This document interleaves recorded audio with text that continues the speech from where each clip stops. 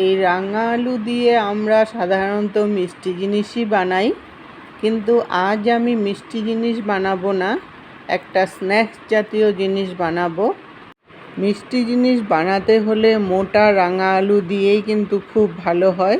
যেমন আমরা ওগুলো দিয়ে পিঠা বানাতে পারি, ল্যাংচা, তারপর লালমোহন, যা কিছু মিষ্টি আইটেম আছে অনেক কিছুই কিন্তু এই রাঙা আলু দিয়ে বানানো যায়। আজ আমি এই সরু সরু রাঙা আলু দিয়ে যে একটা এত সুন্দর স্ন্যাক্স রেসিপি হতে পারে, আপনারা না বানালে না খেলে বিশ্বাসই করতে পারবেন না।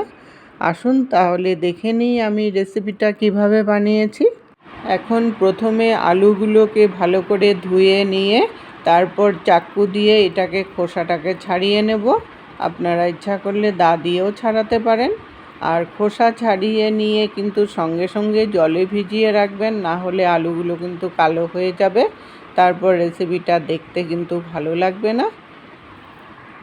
এই রাঙা আলুতে কিন্তু অনেক কষ থাকে, তাই সঙ্গে সঙ্গে জলে ভিজিয়ে না রাখলে কষটাতে আলুগুলো কালো হয়ে যায়। এখন প্রথমে আলুগুলোকে সিদ্ধ করে নেব। একটা সসপ্যানে জল দিয়ে আলুগুলোকে দিয়ে দিলাম। সঙ্গে আমি কাঁচা মটরশুঁটি নিয়েছি কতগুলো, মটরশুঁটিগুলোও দিয়ে দিব, একসাথেও সিদ্ধ হয়ে যাবে।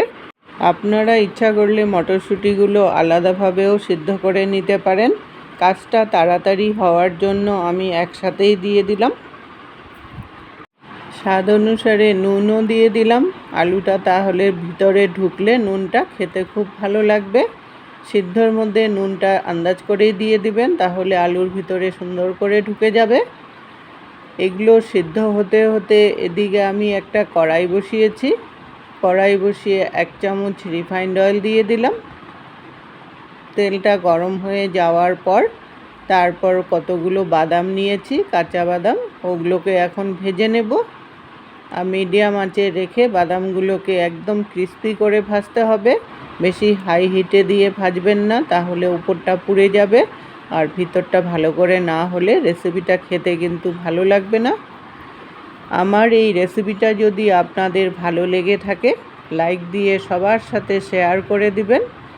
এই সরু সরু রাঙা আলুগুলো কিন্তু আমাদের বাড়িতে প্রায়ই আসে, তাই ছোলার অভাবে বা রান্না করার সময়ের অভাবে কিন্তু এগুলো শুকিয়েই যায়।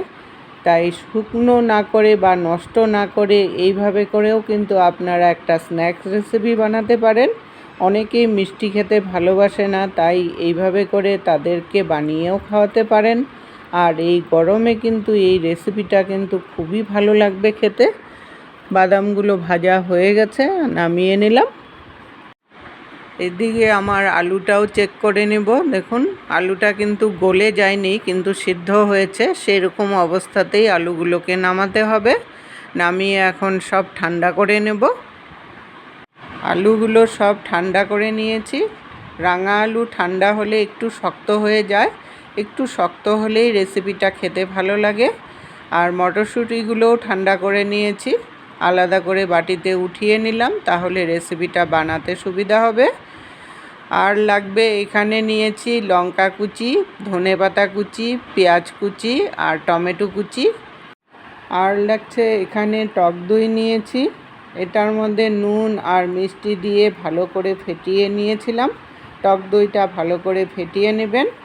এই দিয়েই কিন্তু আজ আমি রেসিপিটাকে বানাবো। এখন টক দইয়ের মধ্যে 1/2 চামচ জিরা পাউডার মিশিয়ে আর একটু ভালো করে ফেটিয়ে নিলাম। জিরা পাউডারটা দিলে ফ্লেভারটা কিন্তু খুব ভালো হবে, আর রেসিপিটা খেতেও কিন্তু খুব ভালো লাগবে। এই রেসিপিটা কিন্তু সম্পূর্ণই আমার নিজস্ব আইডিয়াতে বানিয়েছি। একদিন একজনের মুখে শুনলাম এইভাবে করে রাঙা আলু দিয়ে রেসিপিটাকে বানানো যায়। তারপর দিনই আমি একদিন ট্রাই করে দেখলাম, খেতে দুর্দান্ত লেগেছে। তাই আমি রেসিপিটা আপনাদের সাথেও শেয়ার করলাম। যদি ভালো লেগে থাকে লাইক দিয়ে সবার সাথে শেয়ার করে দিবেন। একটা প্লেট নিয়েছি। এখন প্রথমে আমি রাঙা আলুগুলোকে ছোট ছোট করে পিস করে কেটে নেব। যেমনভাবে আলু কাটে ছোট ছোট টুকরো টুকরো করে পিসগুলো কেটে নেবেন। খুব একটা মোটা করবেন না, পাতলা পাতলা করে স্লাইসের মতো করে নেবেন। দুটো আলু কেটে তারপর পাতলা করে ছড়িয়ে দিবেন। আর এই রেসিপিটা বানাতে হলে বাইরের কোনো জিনিসেরই প্রয়োজন হবে না, সব ঘরে থাকা জিনিস দিয়ে আপনি সুন্দরভাবে রেসিপিটাকে বানাতে পারবেন। আমি কিন্তু একজনের আন্দাজেই রেসিপিটাকে প্রথমে বানিয়ে আপনাদেরকে দেখাচ্ছি। তার উপরে 2 চামচ মটর সিদ্ধ করা মটরশুঁটিগুলো দিয়ে দিলাম। মটরশুঁটিটাও একটু ছড়িয়ে দেবেন। তার উপরে পেঁয়াজ কুচি দিয়ে দিলাম সামান্য পরিমাণে, সব কিছু একটু ছড়িয়ে ছড়িয়ে দিবেন। তার উপরে টমেটো কুচি দিয়ে দিলাম। টমেটো দেওয়া হয়ে গেলে তার উপরে ধনেপাতা কুচি ছড়িয়ে দিলাম। ধনেপাতা কুচিটা দিয়ে তার উপরে একটু নুন ছিটিয়ে দিলাম, কারণ পেঁয়াজ আর টমেটোর মধ্যে আমি নুন দেইনি, তার জন্য উপরে নুন দিয়ে দিলে নুনটাও ভালো করে ঢুকে যাবে। তার উপরে লঙ্কা কুচি অল্প দিয়ে দিলাম, ঝালটা আপনাদের টেস্ট অনুসারে দিবেন। এখন আমি এটার মধ্যে সামান্য পরিমাণে গোলমরিচের গুঁড়ো দিয়ে দিচ্ছি। আপনারা গোলমরিচের জায়গায় লঙ্কার গুঁড়ো খেলে লঙ্কার গুঁড়োও দিতে পারেন।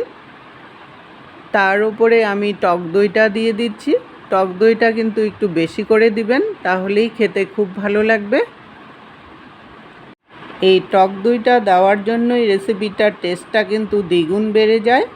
তার উপরে টমেটো সস দিয়ে দিলাম একটু ছড়িয়ে ভালো করে। এখন আমি এটার মধ্যে সামান্য পরিমাণে চাট মশলা ছড়িয়ে দিলাম, তাহলেই তো এটার টেস্ট আসবে সুন্দর করে। এখন এটার মধ্যে সামান্য পরিমাণে ভুজিয়া দিয়ে দিলাম। ভুজিয়া যদি আপনাদের ঘরে না থাকে তাহলে না দিলেও কোনো ব্যাপার না। তার উপরে ভেজে রাখা বাদামগুলোকে দিয়ে দিলাম। বাদামটাও একটু বেশি করে দিবেন, তাহলে খেতে খুব ভালো লাগবে। রাঙা আলুর চাট কিন্তু আমার একদম রেডি।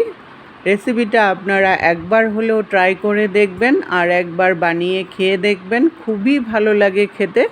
এতক্ষণ সঙ্গে থাকার জন্য আপনাদেরকে অসংখ্য ধন্যবাদ বন্ধুরা। আবার দেখা হবে নতুন রেসিপির সাথে। সুস্থ থাকুন, ভালো থাকুন।